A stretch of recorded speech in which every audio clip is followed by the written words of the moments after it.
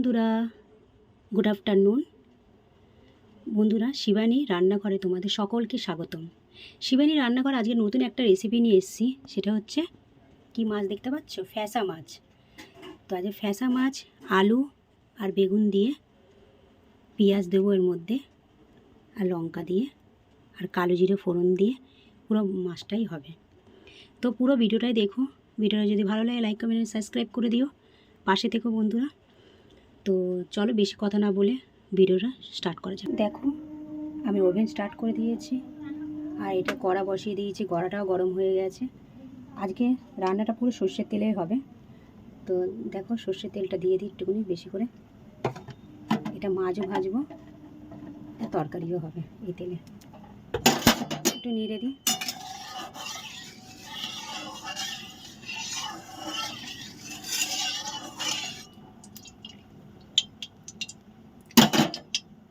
তেলটা গরম হোক ততক্ষণ।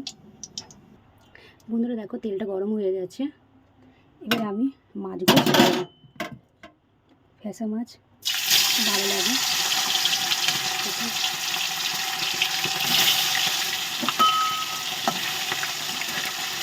এই মাছটা না বন্ধুরা আমার মা কেটে দিয়েছে, দারুণ কেটেছে। মাছগুলো দেখো খুব সুন্দর করে কেটেছে আমার।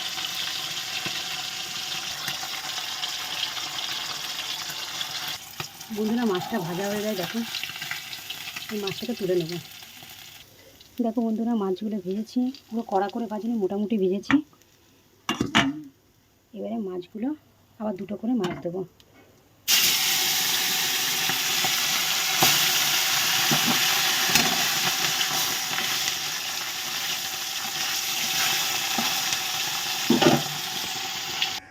বন্ধুরা দেখো, আমার মাছ ভাজা কমপ্লিট। তো এরপর আমি তেলের ওপর পেঁয়াজগুলো দিয়ে দেবো, পেঁয়াজ আর লঙ্কা।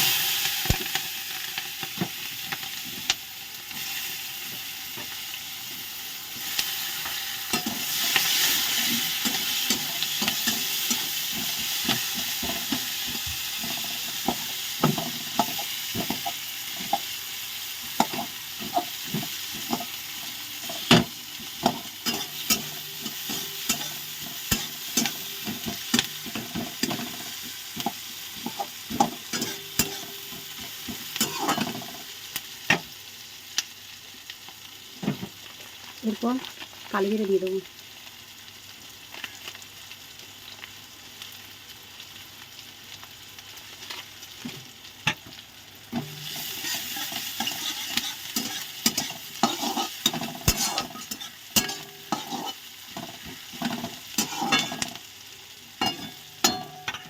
পেঁয়াজগুলো ভাজা হোক, তারপর আলু আর বেগুনটা দেবো। পেঁয়াজগুলো লাল লাল করে ভাজা হয়ে গেছে। এরপর আমি কেটে রাখা বেগুনগুলো দিয়ে দেবো।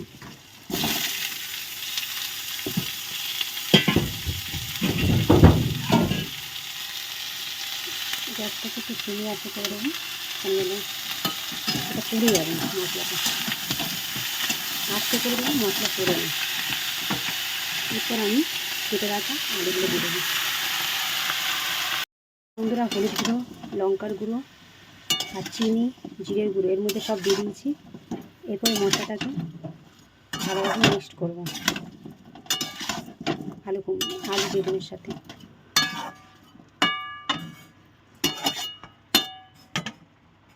এরপর একটু হালকা করে জলটা দেব।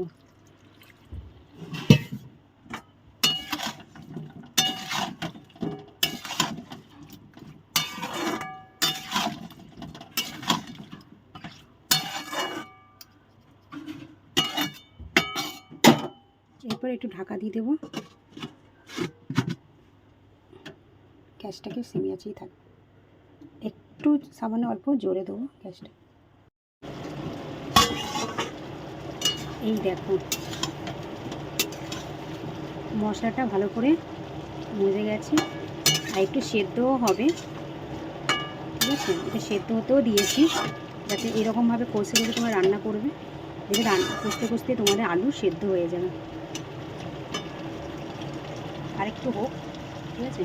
আর দেখবে এখান থেকে রঙও বেরিয়ে যাবে আস্তে আস্তে। কালারও দেখো হয়ে যাচ্ছে, কালার বেরাচ্ছে। এতক্ষণ হোক।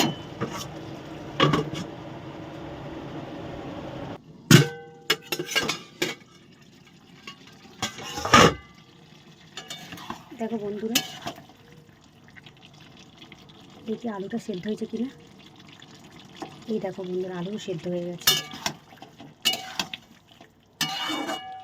কষতে কষতে সেদ্ধ হয়ে যায়, একটু জল দিলেই সেদ্ধ হয়ে যাবে। এই দেখো, ঠিক আছে, রং ছিঁড়ে গেছে।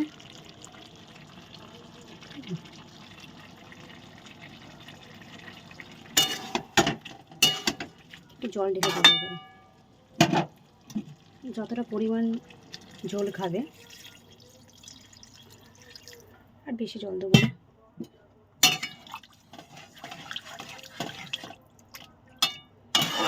ঝোলটা ফুটলে নামিয়ে দেবো। একটু দেখে নিতে হবে নুনটা কতটা পরিমাণ আছে।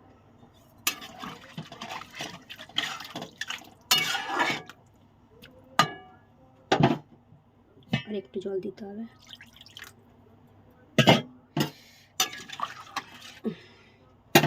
এরপর মাছগুলো আস্তে আস্তে করে দিয়ে দেবো।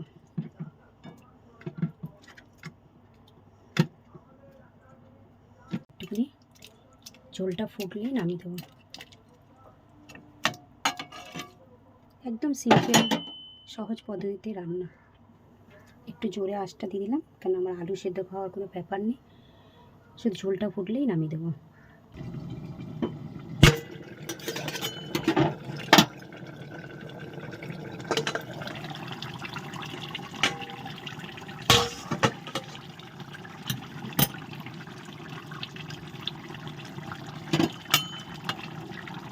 দেখো বন্ধুরা, পুরো রেডি হয়ে গেছে এখন মাছের ঝোল।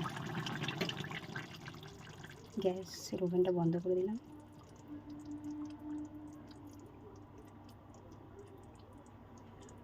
দেখো, ঠিক আছে, কী সুন্দর কালারও বেরিয়ে গেছে। আলু বেগুন দিয়ে ফ্যাসা মাছের ঝোল। যদি রেসিপিটা ভালো লাগে লাইক কমেন্ট সাবস্ক্রাইব করে দিও। Bye bye.